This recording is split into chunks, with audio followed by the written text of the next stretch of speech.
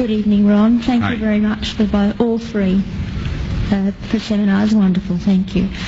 My question is that you said that you had the blood of our Lord examined by the Israelis. That's correct. What was their determination of that? Okay. Now, we won't be able to take second questions. I'm sorry if you're on your second one. Please just step out. I love you, but we're running out of time. Real quickly, okay. Dried blood is dead blood.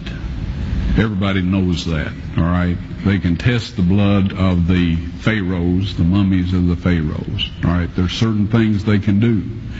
They cannot get a chromosome count by any method I'm familiar with, all right? Things keep changing. I don't profess to know everything. However, there's no way I know that you can get a chromosome count out of dead blood. You can get a DNA and some other things, but not a chromosome count, all right? That's done by living white blood cells.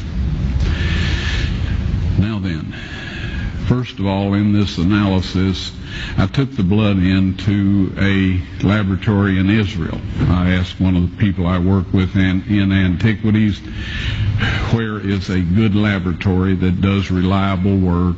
And they said, such and such, such and such. I took it. I just said, please examine this blood and tell me what you can tell me about it. All right? They said, well, look, we're going to reconstitute it. We're going to put it in normal saline and keep it at body temperature for 72 hours with gentle swirling. All right? That's their business. That's great. I said, now I want to be there when you check it out. They said, fine. So I was back. They checked it out. I said, now, they said it's human blood. We can tell that. They did whatever tests they need to do.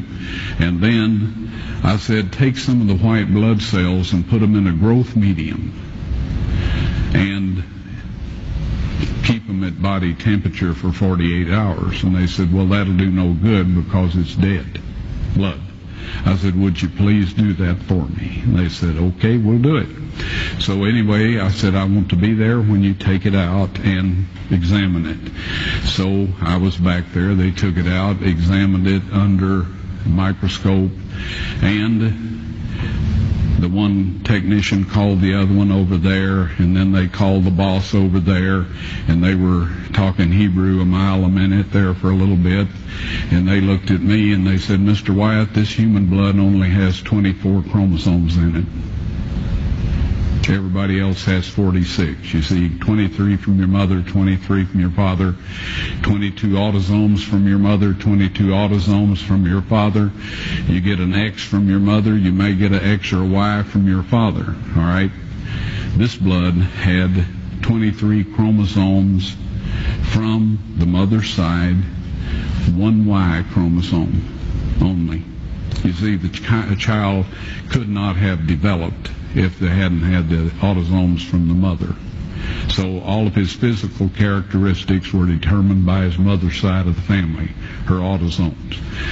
His maleness was determined by this one Y that came from the source, not a human male. Then they said, this blood is alive. And then they said, whose blood is this?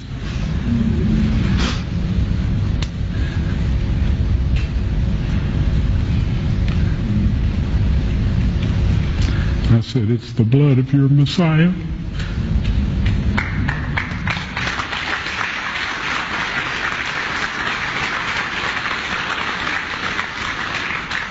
And I assure you, those men's lives have changed.